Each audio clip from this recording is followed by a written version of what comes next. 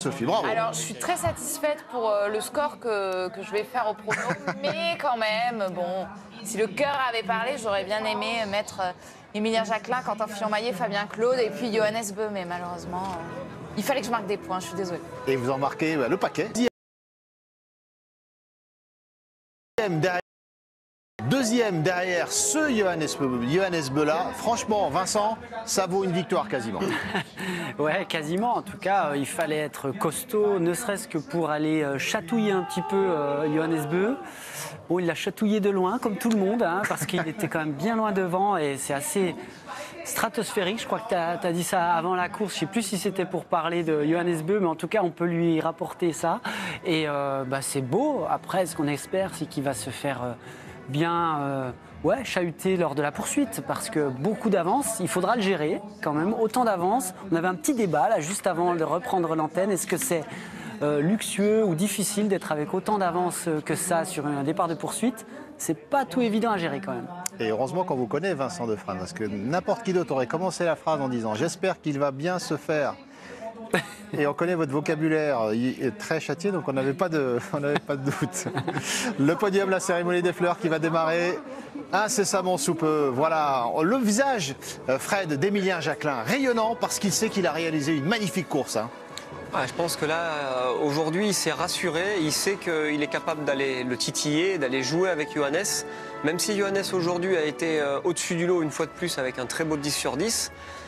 Émilien a montré des choses exceptionnelles sur son temps de tir du debout et de venir à 30 secondes en temps de ski, quand on connaît la vitesse de déplacement actuelle de Johannes, il n'a pas à rougir et il a fait une course qui est très belle course. Et on le revivra, hein, son tir debout absolument somptueux, très à l'offensive, très engagé comme il l'a dit au micro de Tanguy.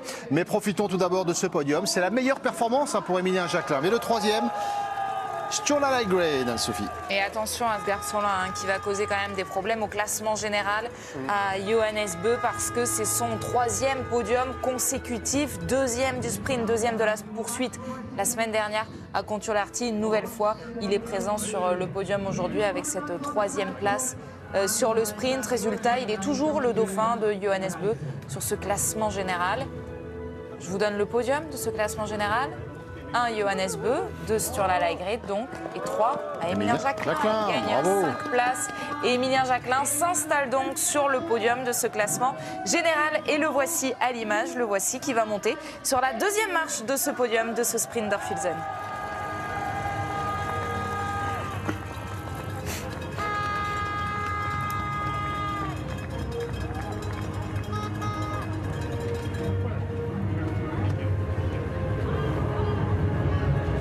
Et lui aussi refait son apparition sur le podium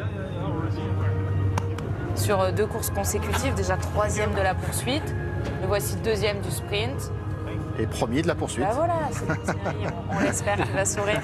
À Émilien Jacquelin qui signe donc, je crois que ça fait le 21e podium en carrière. Lui, on va parler de victoire forcément. 58e victoire dans sa carrière et une nouvelle fois une victoire sur ce sprint. Hein. On le sait, Johannes Beu, on l'appelle Monsieur Sprint. Il fait de cette course, de ce format, sa spécialité. Et il pourrait même, à l'issue de la saison, mathématiquement, c'est possible en tout cas, devenir le biathlète qui a le plus remporté de sprint dans toute l'histoire du biathlon. Devant Björn Dahlem. C'est sa 27e victoire en sprint à Johannes Beu. Björn Dahlem est à 36. C'est sa 28e même. 28e même. Même 30e victoire. En sprint. Ouais, 30e victoire en sprint de sa carrière.